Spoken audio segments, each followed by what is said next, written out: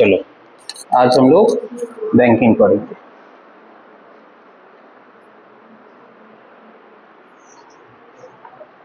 ठीक है,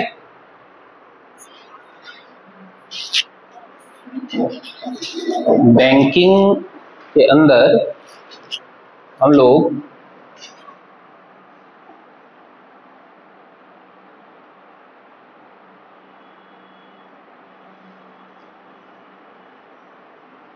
सबसे पहले ये समझेंगे कि बैंकिंग होता क्या है ना, और बैंकिंग के अंदर कौन कौन से बैंक के बारे में पढ़ेंगे।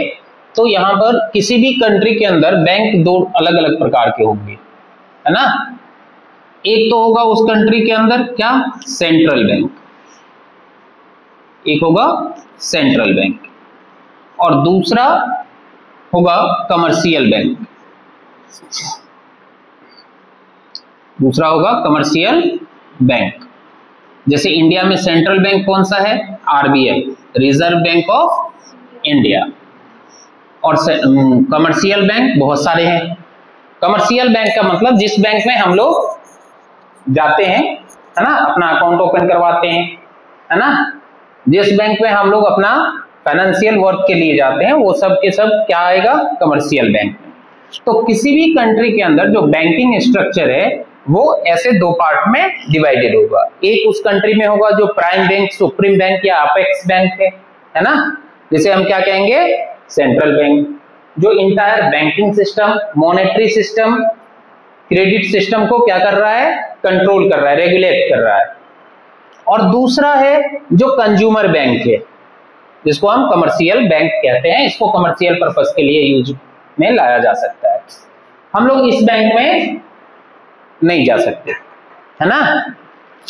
इस बैंक का काम होता है इन सभी बैंकों को रेगुलेट करना, है ना, और कंट्री के अंदर मनी सप्लाई को रेगुलेट करना, कंट्रोल करना।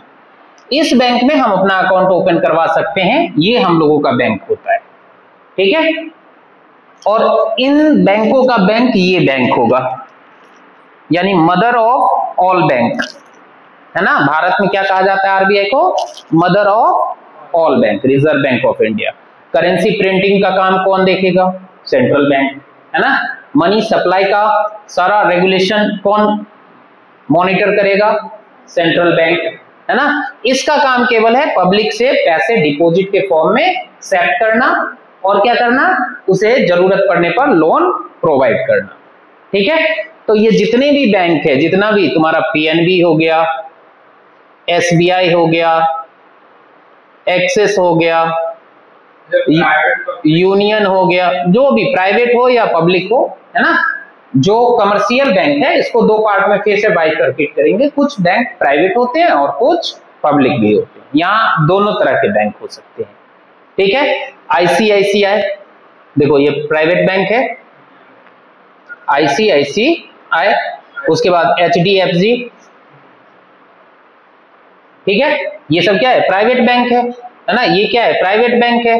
कोटक महिंद्रा क्या है, प्राइवेट बैंक। और भी बहुत सारे हैं, धनलक्ष्मी है ना, उसके बाद और भी पंजाब एंड सिंध बैंक, बहुत सारे बैंक है, ऐसे कमर्शियल बैंक बहुत सारे। इसमें प्राइवेट और पब्लिक भी होगा, और नेशनल और इंटरनेशनल भी होगा, है ना, नेशनल और इंटरनेशनल भी होगा।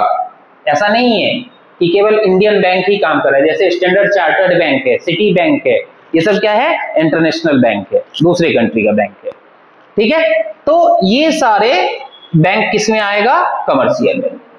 ठीक है, अब हम ये समझेंगे कि ठीक है, हम तो ये समझते हैं कि भैया कमर्शियल बैंक हम इन सबको कहेंगे, है ना, लेकिन कमर्शियल बैंक का डेफिनेशन का क्या होना चाहिए या क्या होगा, है ना। तो यहां से ये चैप्टर स्टार्ट होगा। सबसे पहले हम पढ़ेंगे कमर्शियल बैंक के बारे में, देन हम चलेंगे कहां, सेंट्रल बैंक के बारे में। मॉनेटरी सिस्टम हमने पढ़ ही लिया, तो मॉनेटरी सिस्टम मतलब ये दोनों ही फाइनेंशियल सिस्टम के अंडर आने वाला कंपोनेंट्स है, एक मनी, दूसरा बैंकिंग। ठीक है, तो दोनों चैप्टर एनसीईआरटी के अकॉर्डिंग एक में ही है, रेफरेंस बुक में क्या है, दोनों अलग अलग चैप्टर है ना। तो मनी जब हमने पढ़ लिया, तो अब मनी से रिलेटेड जो जितने भी इंस्टीट्यूशंस हैं उसके बारे में भी हमें पढ़ना होगा। ठीक है, तो अब हम स्टार्ट करते हैं। सबसे पहले हम समझेंगे कमर्शियल बैंक क्या होता है, ठीक है।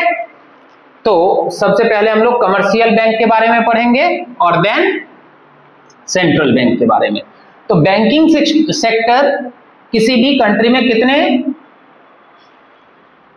लेवल पे काम करेगा? दो अलग अलग लेवल पे काम करेगा, एक सेंट्रल बैंक होगा और दूसरा कमर्शियल। तो बैंकिंग से मतलब सबसे पहला टॉपिक हमारा है कमर्शियल बैंक।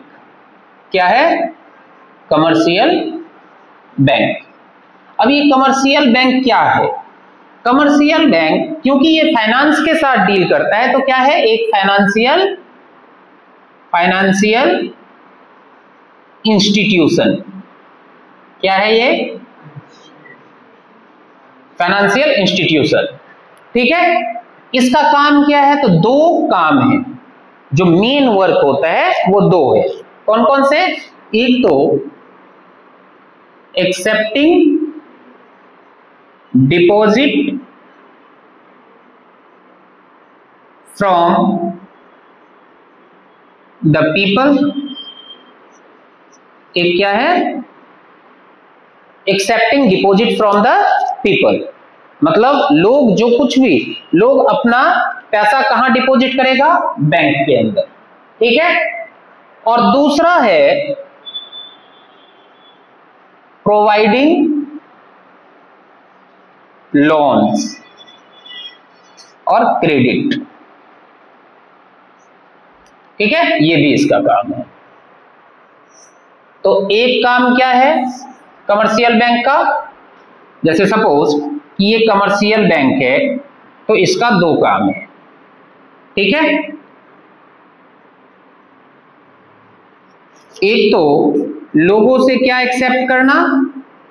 डिपॉजिट को। लोगों से क्या एक्सेप्ट करना? डिपॉजिट को। और दूसरा लोगों को क्या प्रोवाइड करना? पीपल्स या इंस्टीट्यूशन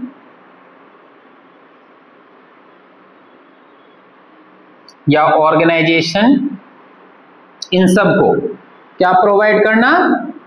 जरूरत पड़ने पर लोन प्रोवाइड करना, इन्वेस्टमेंट नेचर पर लोन प्रोवाइड करना। तो ये बैंक का काम होता है।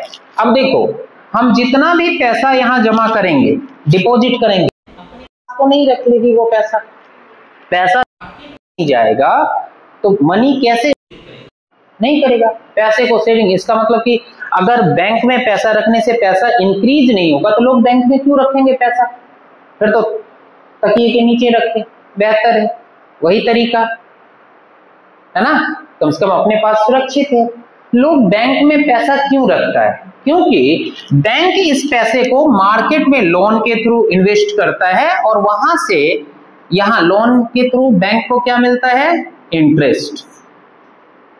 बैंक को क्या मिलता है? इंटरेस्ट। और उस इंटरेस्ट में से बैंक कुछ इंटरेस्ट डिपॉजिटर को क्या करता है? अलाउ करता है, ठीक है। उस इंटरेस्ट में से कुछ इंटरेस्ट बैंक क्या करता है? डिपॉजिटर को अलाउ करता है। तो डिपॉजिटर को भी फायदा है ना। और ये किस अकाउंट पे कितना होगा ये सब हम बाद में देखेंगे, पहले ये समझते हैं कि इसका बेसिक फंक्शन क्या है। तो डिपॉजिटर को भी क्या, डिपॉजिटर भी को भी यहां पर बेनिफिट है, बैंक को भी बेनिफिट है। कैसे बेनिफिट है? जैसे देखो, कभी भी हम बैंक से जब लोन लेंगे तो bank high interest rate charge करेगा, ज्यादा इंटरेस्ट रेट चार्ज करेगा। और जब बैंक में हम पैसा डिपॉजिट करते हैं उस पर बैंक जो इंटरेस्ट देती है वो लो इंटरेस्ट रेट होता है ना। यानी बैंक को सपोज कि यहां पर बैंक ने अगर 15% इंटरेस्ट रेट चार्ज किया तो वो हमें डिपॉजिट पर देगा 3.5 ऐसे। अब देखो, अगर 3% उसने दिया तो उसका बेनिफिट कितना हुआ? 12% का। और यही बैंक का सबसे बड़ा इनकम है। बैंक ऐसे ही इनकम अर्न करती है, ठीक है। लेकिन इसका एक अपना एक क्रिटिकल पूरा प्रोसीजर है ना, जिसको हम मनी क्रिएशन प्रोसेस के अंदर देखेंगे कि बैंक कैसे पैसे अर्न करता है, कैसे इनकम अर्न करता है, इनकम जनरेट करता है, क्योंकि एक ऑर्गेनाइजेशन है तो उस ऑर्गेनाइजेशन में बहुत सारे लोग काम कर रहे हैं, वहां पर भी फैक्टर ऑफ प्रोडक्शन लगा होगा, है ना। वो फैक्टर ऑफ प्रोडक्शन को कैसे, वो फैक्टर ऑफ प्रोडक्शन मिलकर के कैसे बैंकिंग सेक्टर से पैसे जनरेट करता है, ये हम सीखेंगे, ठीक है। तो इस तरीके से बैंकिंग एक, अगर बेसिक फंक्शन में बताऊं तो यही फंक्शन है कि बैंक काम करती है इस तरीके से, ठीक है।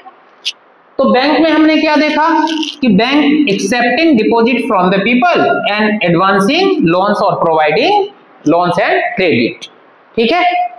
यानी अगर हमें कोई कहे कि व्हाट इज कमर्शियल बैंक, तो हम क्या कहेंगे, commercial bank is a institutions, financial institutions which accept deposit from the people and granting them loans or credit। Clear है, डेफिनेशन क्लियर कमर्शियल बैंक का। तो कमर्शियल बैंक क्या होता है, सिंपल एक फाइनेंशियल इंस्टीट्यूशन है जो लोगों से पैसा एक्सेप्ट करता है और लोगों को लोन देता है, ठीक है। ये कमर्शियल बैंक कहलाता है। इसको लिख लिए ना। कमर्शियल बैंक का अगर एग्जांपल पूछे तो ये जितने सारे बैंक हम देखते हैं मार्केट में, सारे बैंक का नाम ले लो एक तरफ से, है ना, मंत्र की तरफ पढ़ने लग जाओ।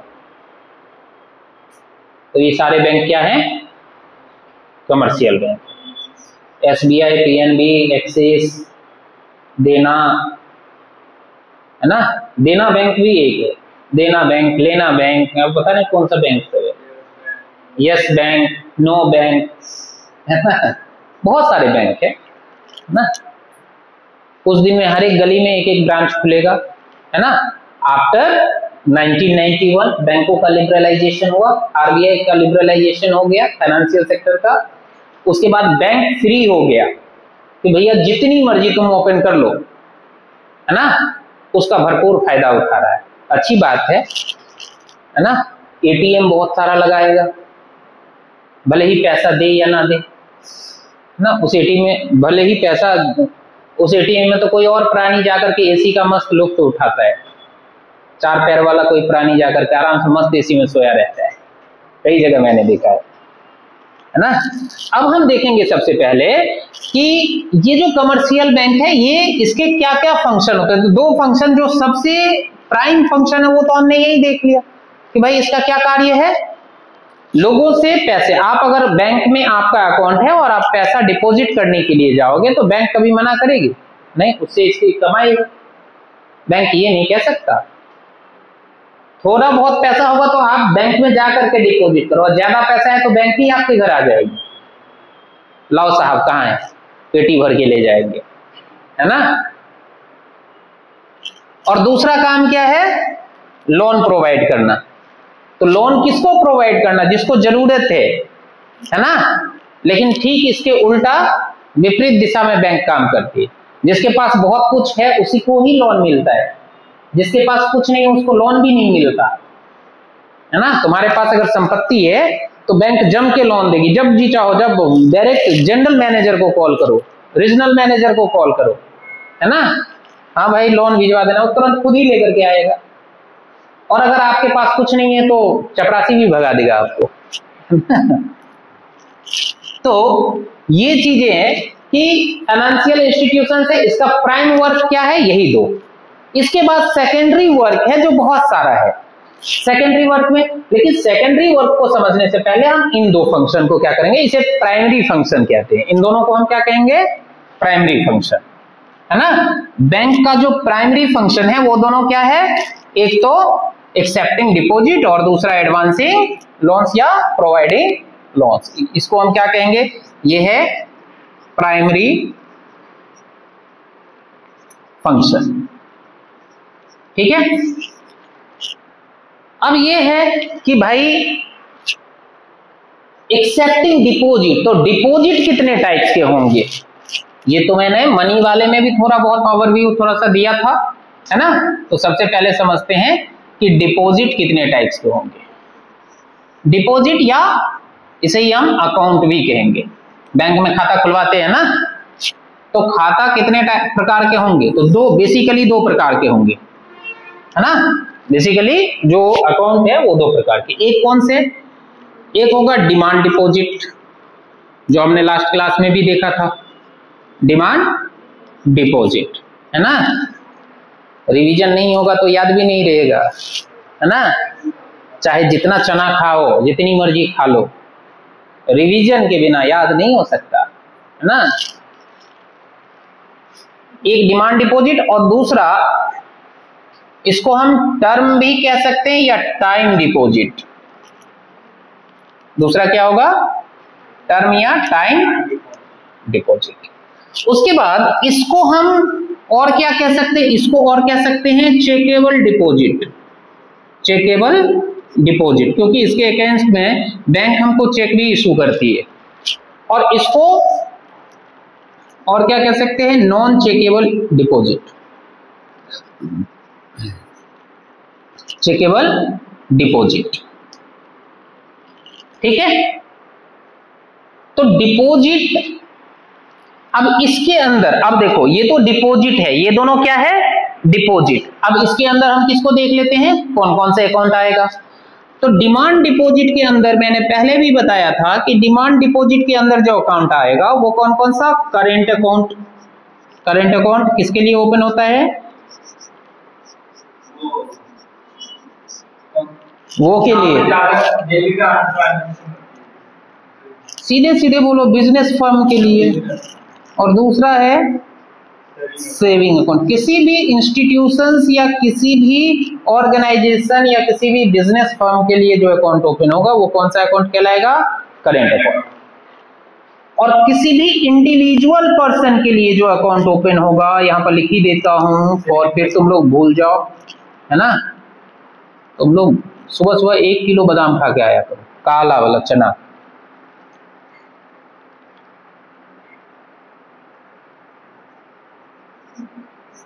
फॉर इंडिविजुअल और फॉर बिजनेस फर्म। अब तो नहीं भूलोगे ना, अब तरीका भी बता दिया है। 1 किलो काला चना गुड़ के साथ सुबह, और 4 दाना रात में सोने से पहले, है ना। और सुबह में उठने से पहले और रात में सोने के बाद 4-4 दाना। हाँ, रात में सोने के बाद और सुबह उठने से पहले 4-4 दाना खाओ, देखो दिमाग कितना तेज हो गया, है ना।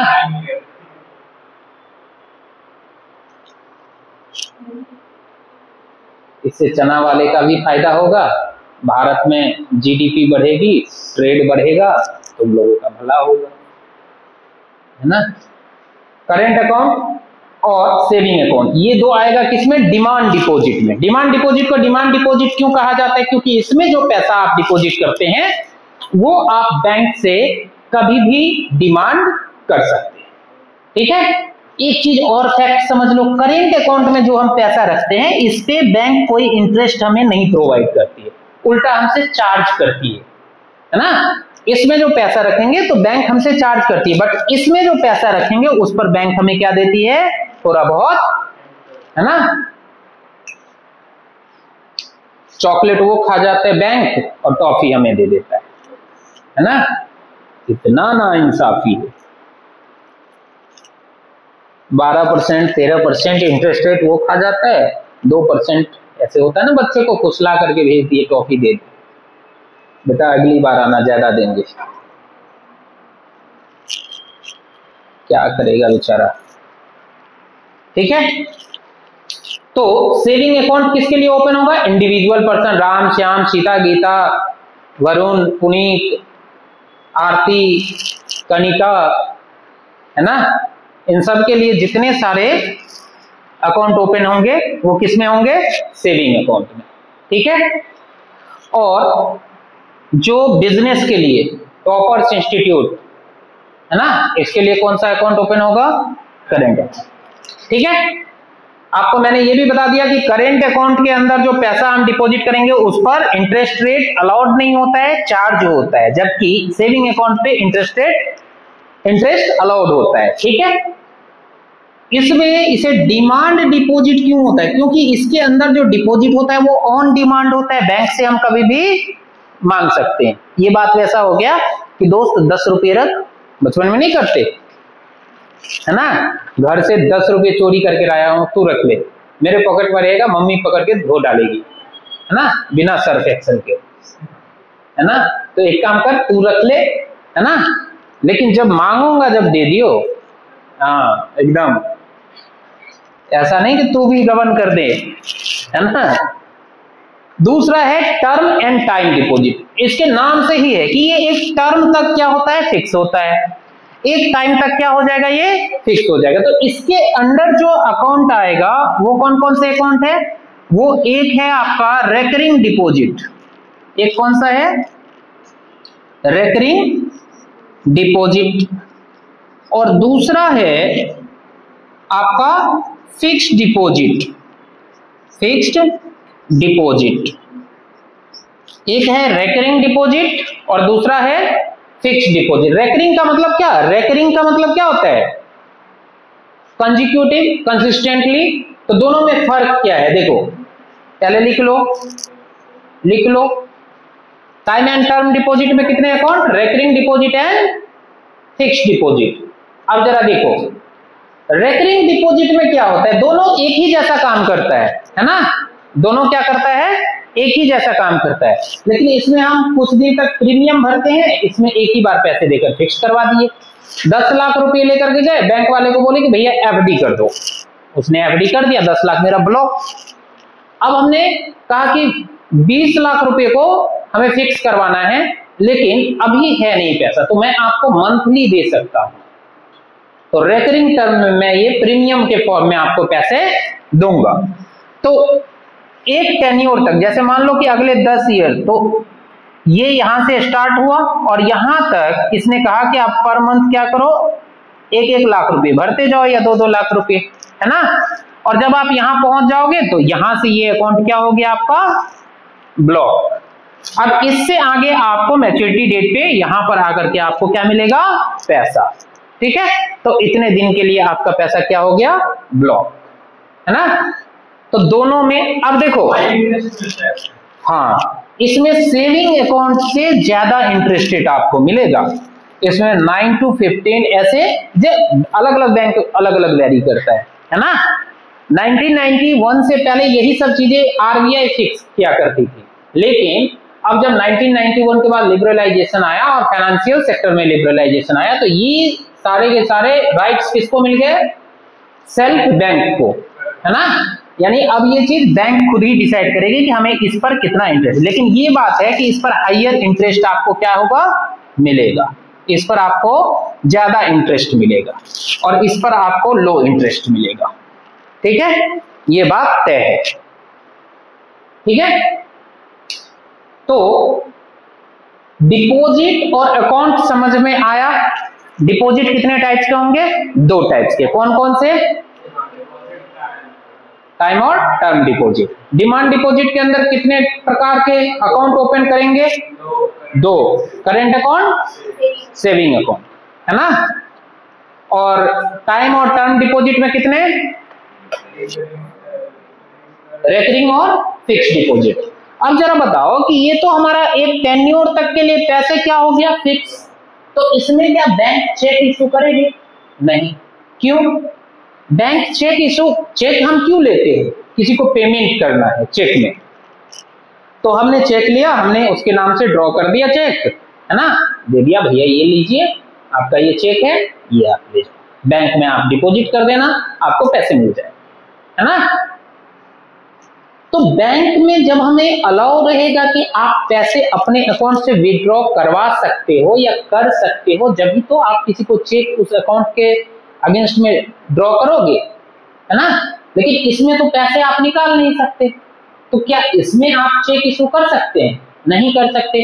तो क्या बैंक आपको इसमें चेक प्रोवाइड करेगी, नहीं करेगी, इसलिए इसको कहा जाता है नॉन चेकेबल डिपॉजिट। लेकिन इसमें आपको चेक दिया जाएगा, क्योंकि इसमें से कभी भी हम पैसा निकाल सकते हैं, किसी को भी चेक दे दिया, जा मेरे अकाउंट से पैसा निकाल लेना, जा, वो जाएगा बैंक और बैंक से वो पैसा निकाले, इसलिए इसको हम क्या कहते हैं, चेकेबल डिपॉजिट।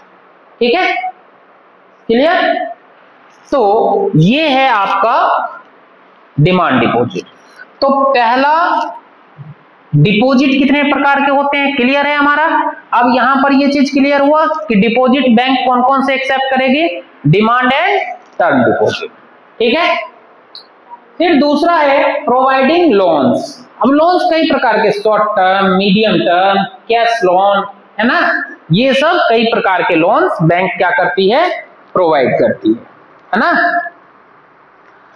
तो ये सारे लोन भी हम पढ़ेंगे, क्लियर। उसके बाद एडवांसिंग लोन में कैश लोन, डिमांड लोन, है ना, शॉर्ट टर्म लोन, ये सब के सब बैंक हमें प्रोवाइड करती है। सिर्फ ये पढ़ना है कि बैंक हमें लोन प्रोवाइड करती है, ठीक है, इतना समझ में आना चाहिए। अब ये लोन कितने प्रकार की बैंक प्रोवाइड करती है, ये सब बहुत ज्यादा इंपॉर्टेंट नहीं है, लेकिन फिर भी थोड़ा बहुत जानकारी के लिए हम लोग पढ़ लेंगे। तो पहला क्लियर है ना, बैंक का, कमर्शियल बैंक का प्राइमरी फंक्शन में पहला फंक्शन क्या है, accepting deposit from the people, है ना। और उसमें कितने प्रकार के डिपॉजिट होंगे, कितने प्रकार के अकाउंट होंगे, ये आपका हो गया क्लियर। ठीक है, इसके बाद है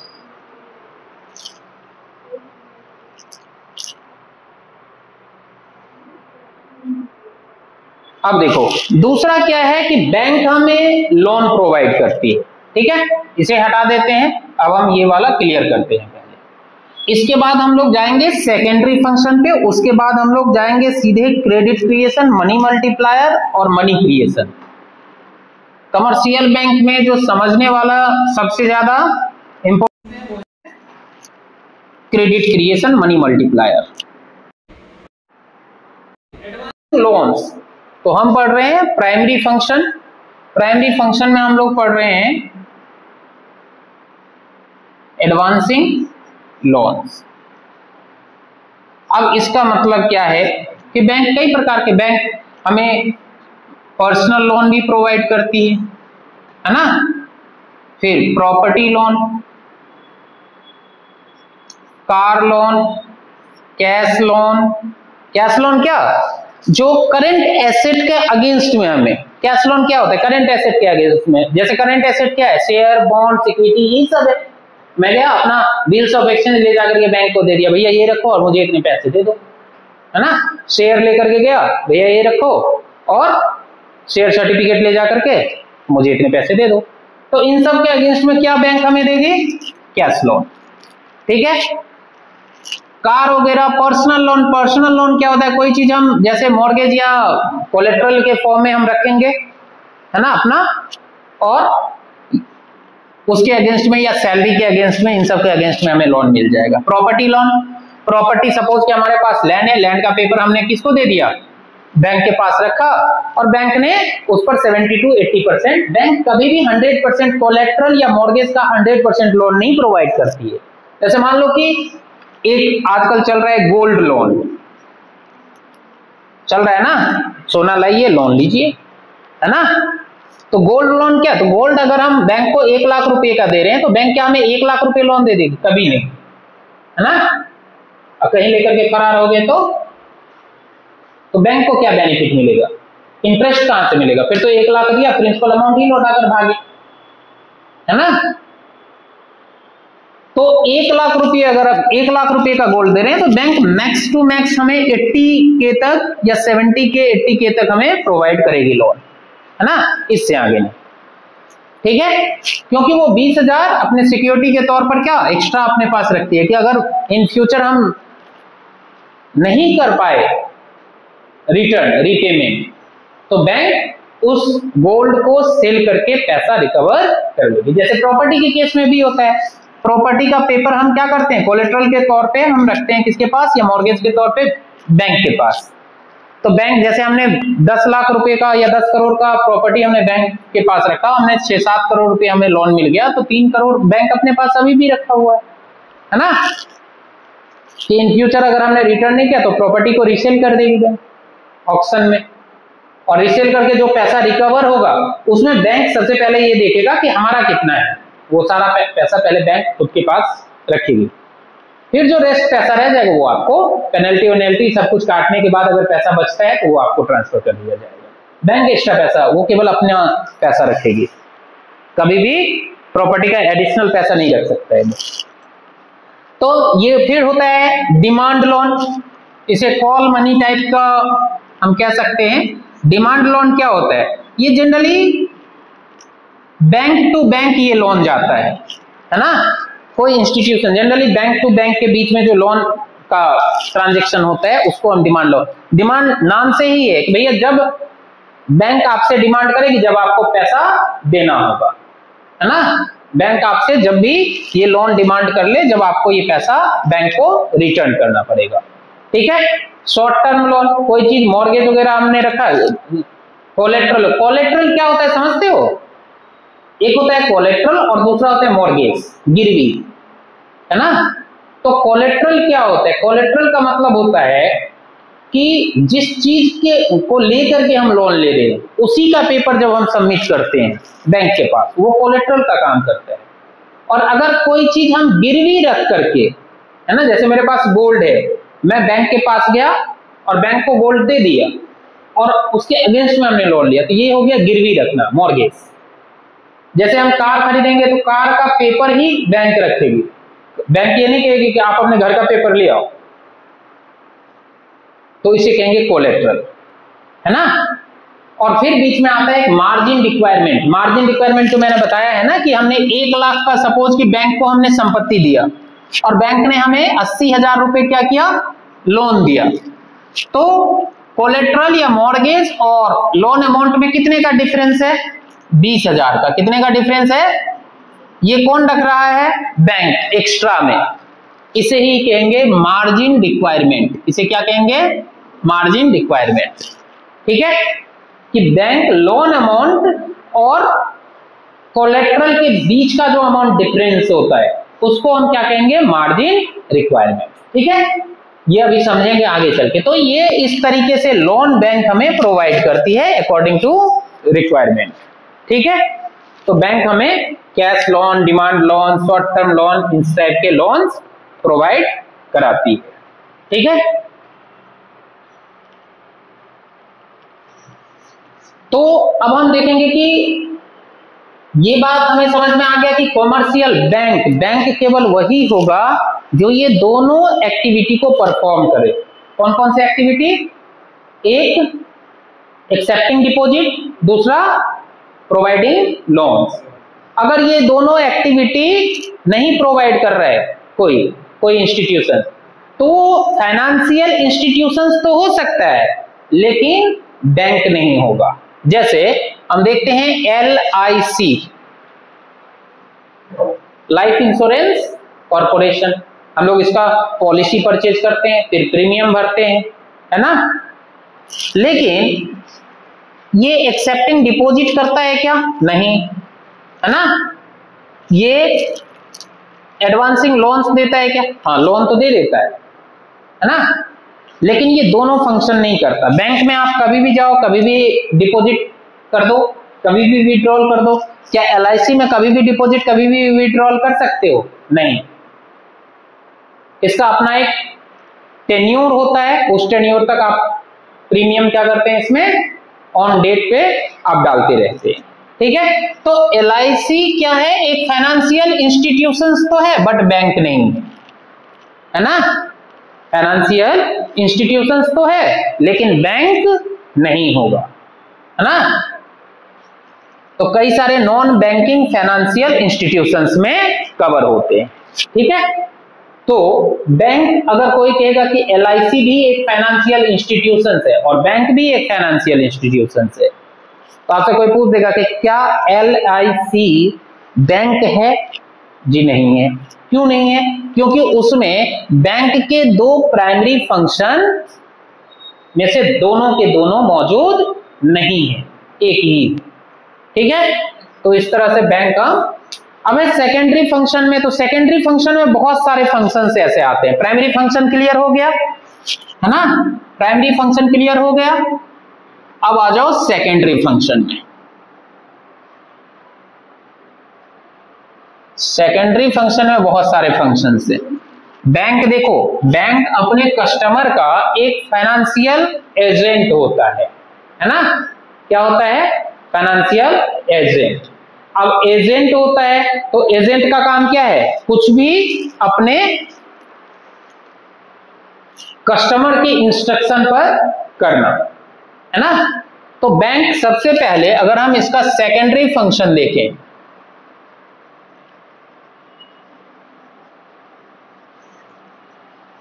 तो एडवांसिंग लोन्स और क्या कहते हैं, एक्सेप्टिंग डिपॉजिट के अलावा बैंक बाकी और जो कुछ भी करती है वो सब के सब किसके अंडर आ जाएगा? सेकेंडरी फंक्शन के अंदर। तो सेकेंडरी फंक्शन के अंदर क्या सब आएगा? तो ओवरड्राफ्ट फैसिलिटी,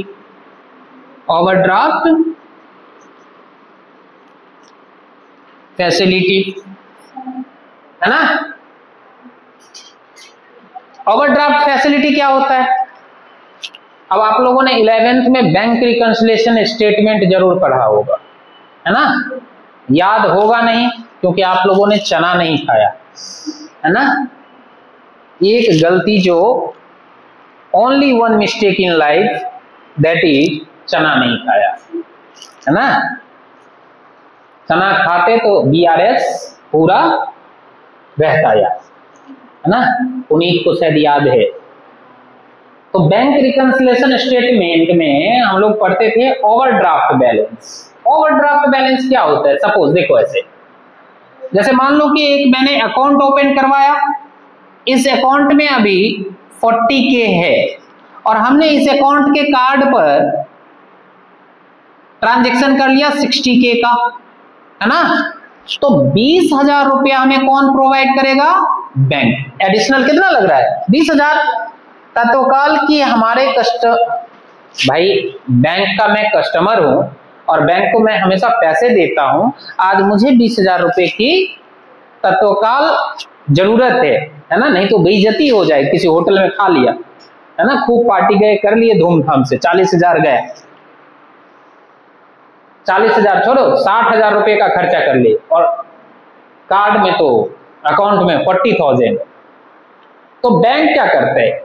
बैंक का काम है कि अपने कस्टमर की बेइज्जती ना हो, इसके लिए तत्काल उसको जितने पैसे की रिक्वायरमेंट है वो प्रोवाइड कर दो, है ना? तो बैंक ने 60,000 रुपये अपने तरफ से एक्स्ट्रा 20,000 रुपये क्या कर दिया?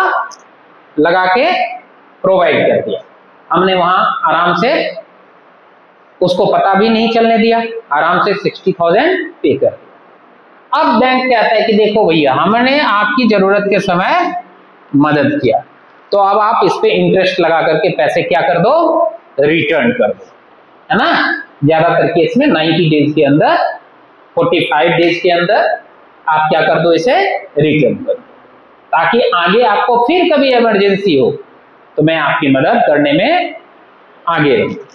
ये डिपेंड करेगा आपकी क्रेडिट पे, है ना?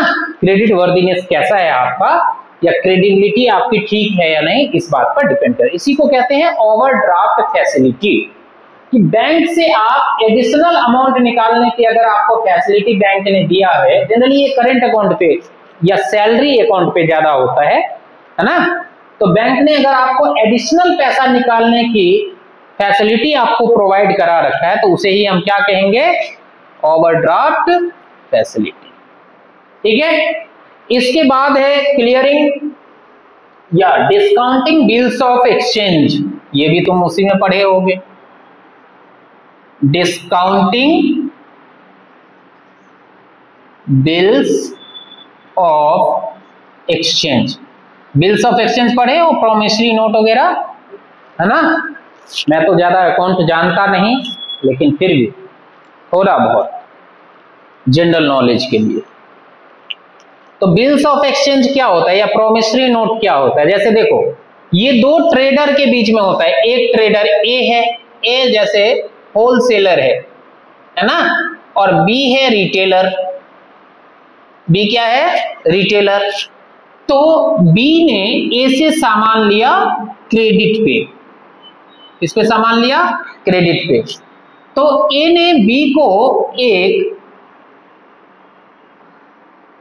इस तरीके से भेज दिया, कहा भैया इधर साइन कर दो, इधर बी ने साइन कर दिया, है ना।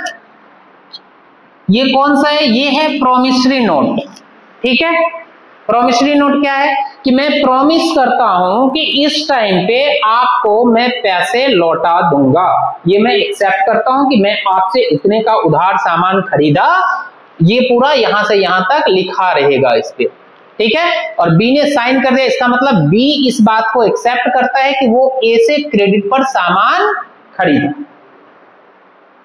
और ऐसा अगर ए ने नहीं किया और बी कहे कि मैंने खरीदा ही नहीं तुमसे, तो ए कहां कहां भटकेगा, कहां जाएगा, कोर्ट में जाएगा, कहेगा हमसे सामान खरीदे, कोर्ट कहेगा सबूत दो, तो जी वो तो नहीं है, तो वो तो नहीं है, तो गेट उधर है ना, भाग जाओ नहीं तो पुलिस वाले को बता दूंगा, पुलिस अंकल बहुत मारेंगे तुमको, है ना। तो ए ने एक्सेप्ट करवाया क्या, प्रोमिसरी नोट, है ना। तो ये बिल्स ऑफ एक्सचेंज क्या होगा कि अब ए के पास ये रखा हुआ है ना, ये ए के पास है, जिसे एक्सेप्ट किसने किया है, बी ने, और इसने कहा कि मैं आपको 27/8/2025 में पेमेंट कर दूंगा। लेकिन हुआ क्या कि ए को अभी पैसों की रिक्वायरमेंट है करंट में, तो ए ये पैसा लेकर के कहां चला गया, बड़े भैया के पास, बैंक के पास, और बैंक को ये बिल्स ऑफ एक्सचेंज किसको दे दिया इसने, बैंक को, और कहा कि भैया आप ये रख लो और आप 27 तारीख को बी से वसूली कर लेना, अभी कुछ पैसे जो आपका चार्ज होगा वो काटो और बाकी पैसा मुझे दो। तो बिल क्या हो गया, डिस्काउंटेड हो गया, यानी जितने का था उतना ए को नहीं मिलेगा, उससे कम मिलेगा। बैंक का जो बिल डिस्काउंट करने का चार्ज है वो पहले बैंक काटेगी, है ना, और बाकी पैसा बैंक ने किसको दे दिया, कहा ठीक है ये लो, अब अपना बैंक जाने, क्योंकि बिल क्या किसके पास चला गया, बैंक के पास। अब बैंक लेकर के 27 तारीख को कहां पहुंचेगा, बी के पास। हाँ जी भाई साहब, ए से आपने क्रेडिट पे सामान खरीदा था, जी हाँ खरीदा था, आपने ऐसा कहा था 27 तारीख को, जी बिल्कुल कहा था, ये लो, है ना, और पैसे दे दो।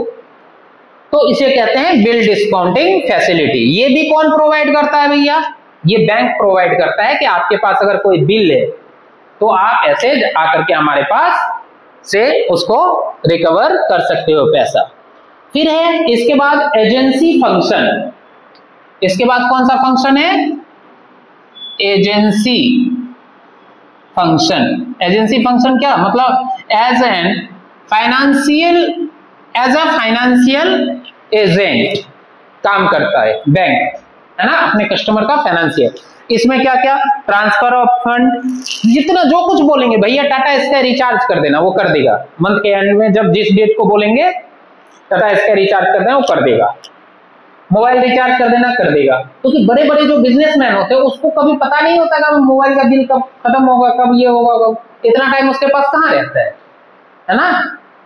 तो वो क्या करता है, बैंक को सारा इंस्ट्रक्शन दे देता है, भैया इससे पेमेंट रिसीव कर लेना, इसको पेमेंट कर देना, है ना, ये रिचार्ज कर देना, वो कर देना, इधर शेयर वाले का, इधर वो, इधर आप शेयर का प्राइस मुझे बता देना, कोई फाइनेंशियल अपडेट आया हो तो बता देना, जीएसटी काउंसिल से कोई अपडेट आया हो बता देना। सारा कुछ काम किसमें आ जाएगा, एजेंसी फंक्शन में। और बैंक ये सारा काम करेगी किसके लिए, अपने कस्टमर के लिए।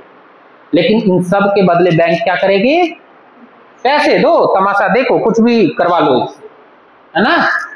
तो ये purchase sale securities, purchase tax consultancy provide करना, है ना, ट्रस्टी एंड एग्जीक्यूटर का काम करना, लेटर ऑफ रेफरेंस प्रोवाइड करना, ये सब कुछ इसका काम है बैंक का।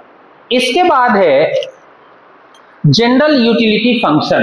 तो कितने हो गए, एक ओवरड्राफ्ट फैसिलिटी, एक बिल डिस्काउंटिंग की फैसिलिटी, एक एजेंसी फंक्शन, इसके बाद है जनरल यूटिलिटी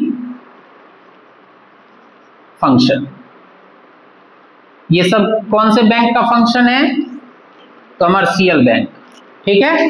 कौन सा फंक्शन है, सेकेंडरी फंक्शन के अंदर, ठीक है। हम लोग पढ़ रहे हैं सेकेंडरी फंक्शन। तो इसमें लॉकर फैसिलिटी, है ना, travellers cheque, letter of credit, underwriting securities, collection of statistics. General utility function क्या है, जैसे देखो लॉकर फैसिलिटी प्रोवाइड करना, लॉकर फैसिलिटी प्रोवाइड। अब बैंक में क्या होता है, लॉकर, आप अपने जो भी कमोडिटी, आपके पास जो भी प्रीशियस चीजें हैं, जैसे कोई बहुत इंपॉर्टेंट डॉक्यूमेंट्स है, गोल्ड है, डायमंड है, ये सब आप घर में लोग नहीं रखते हैं। क्यों नहीं रखते, क्योंकि घर में इनसिक्योरिटी की वजह से नहीं रखते। क्या पता कहीं से कोई रामपुरी लेकर के घुस जाए घर में, जय बजरंगबली या अल्लाह अकबर, है ना, कर दे, है ना। फिर भी छुपा कर रखा है, सारा जमा कर दे। इसलिए लोग इनसिक्योर्ड हैं, अपने घर में सामान, बहुत प्रीशियस चीजें नहीं रखते या इंपॉर्टेंट चीजें नहीं। वो कहां जाते हैं, बैंक में। बैंक में ढूंढते हैं लॉकर, जितना बड़ा लॉकर उतना ज्यादा रेंट, है ना। जिसके पास जितना सामान है वो सबसे बड़ा लॉकर बुक करेगा बैंक में। बैंक में देखना कि कभी भी बैंक में जाओगे ना, तो पीछे की तरफ बैंक में क्या होता है, पीछे की तरफ या कहीं भी जो उसका सेफ एरिया होता है, वहां पर देखना लोहे का गेट लगा होगा बड़े से, उसके अंदर में देखना एक बड़ी सी अलमीरा, है ना, वो बहुत मजबूत है, एकदम टाइट सिक्योरिटी के अंदर, वो होता है लॉकर। उसमें लोग अपने गोल्ड ले जाकर के, जितने भी सामान है वो ले जाकर के उधर लोग छुपाते, है ना। तो ये लॉकर फैसिलिटी किस में आएगा, जनरल यूटिलिटी फंक्शन के अंदर। फिर है इसके बाद ट्रेवलर्स चेक, है ना। इसके बाद क्या है, ट्रेवलर्स चेक। अब ये देखो ट्रेवलर्स चेक, ये ओल्ड टाइप थोड़ा सा हो गया, अभी तो लोग ज्यादा नहीं ये सब चीज यूज करते हैं। जैसे देखो पहले क्या होता था कि आपको कहीं जाना है तो आप कैश लेकर के जाओगे, और कैश लेकर के जाओगे तो रास्ते में कोई सज्जन हो सकता है कि उसकी नजर आपके कैश पे हो, और वो सज्जन बहुत देर तक देखे, उसके बाद आपको अपना कैश ना दिखे, ऐसा हो सकता है। ये चांस है क्योंकि ऐसे सज्जन भारतवर्ष में मतलब बृहद स्तर पर विचरण कर रहा होता है ना, घूम रहा होता है, तो वो कहीं आपको देख ले, आप बेचारे, हम कोई ट्रेवल पे जा रहा है, कहीं दूर जा रहा है और रास्ते में ये चीज ऐसा कर दे तो बहुत मतलब बेचारा हर्ट हो जाता है कोई भी इंसान। इसको लेकर के बैंक ने एक तरकीब निकाली, भाई साहब एक काम करो, सारा पैसा मेरे पास ले आओ जितना आप ट्रेवल में ले जा रहे हो, है ना, और मैं आपको एक चेक प्रोवाइड कर दूंगा इसके अगेंस्ट में। ये चेक ले जाकर के आप जहां जाओगे ना, वहां वाले ब्रांच में, मेरे ही बैंक के दूसरे ब्रांच में जाना, जहां आप जा रहे हो वहां पर ये चेक दिखाना, भाई साहब वो आपको ये सारा पैसा निकाल करके दे देगा, कुछ चार्ज है वो काट करके बाकी सारा पैसा आपको वो निकाल कर दे देगा। लेकिन अब ऐसा कौन करता होगा, आपको debit card, credit, plastic money एकदम पीक पे चल रहा है, डिजिटल मनी चल रहा है, भीम, यूपीआई, नकल, सहदेव सब चल रहा है अभी, है ना, आरटीजीएस, जितना करना हो करो। अब तो लोगों का वॉलेट खो जाए कोई बात नहीं, मोबाइल नहीं खोना चाहिए, है ना। अब तो मोबाइल में पता नहीं, मोबाइल खो गया तो बस हो गया, काम खत्म, है ना। लेकिन पहले इस तरीके का काम हो सकता है अभी भी चल रहा हो, तो ये है। उसके बाद letter of credit. Letter of credit क्या होता है, पुराने जमाने में लेटर ऑफ क्रेडिट इशू किया जाता था, अभी भी किया जाता होगा। अब आपको अपने कस्टमर को एक ये बताना है कि हाँ भाई साहब ये बहुत अच्छे कस्टमर है, बहुत अच्छे कस्टमर में से एक है, जब जब इसने पैसा लिया ऑन टाइम पैसा रिटर्न किया। तो आज जिसे हम सिविल स्कोर कहते हैं ना, सिविल स्कोर दिखाता है ना, कि सिविल स्कोर क्या बताता है कि ये भाई साहब इनका सिविल स्कोर ये है, गुड है ना, या बेटर है, या फेयर है, या बैड है। तो बैड किसका होगा, जिसने बैंक से लोन लिया और लोन लेकर के विजय माल्या हो लिया, है ना, भाग गया। विजय माल्या का क्रेडिट स्कोर भारत में क्या होगा, उसको अब ग्रामीण क्षेत्रीय बैंक लोन नहीं देगा, है ना, उसका क्रेडिट कितना, तो लेटर ऑफ क्रेडिट अपने क्रेडिट वर्दीनेस, कस्टमर की क्रेडिट वर्दीनेस के लिए इशू किया जाता था। ठीक है, उसके बाद सिक्योरिटीज वगैरह में ब्रोकर का काम करना और बाकी जो भी फाइनेंशियल सेक्टर के अंदर जो स्टैटिस्टिक्स है, डेटा है इंपोर्टेंट, वो अपने कस्टमर को प्रोवाइड करना, ये सब का काम कौन सा है, जनरल यूटिलिटी। तो अभी तक हमने क्या पढ़ा, overdraft facility, discounting bill of exchange, agency function. Agency function में हमने देखा कि सारे ही काम जो इन सबको छोड़ करके बाकी जितने सारे काम है वो यहां से होगा एजेंसी में। हम जो कुछ बैंक को कहेंगे उसके लिए बैंक चार्ज करेगी और वो काम बैंक तुरंत, है ना। तो ये इंटायर फाइनेंशियल बैंक का फंक्शन है। अब इसके बाद एक प्रोसेस आता है मनी क्रिएशन का, जो हम लोग नेक्स्ट क्लास में पढ़ेंगे। ठीक है, इतना तक क्लियर है, अच्छे से याद रहेगा ना। हाँ, भूल मत जाना, बस इसी उद्देश्य के साथ पढ़ाता हूं, है ना। चलो भैया, हाँ हाँ आ जाओ, तुम लोग भी कह दो, लाइक सब्सक्राइब और शेयर करते रहिए, है ना। बच्चों की तरफ से ये छोटी सी डिमांड है। धन्यवाद।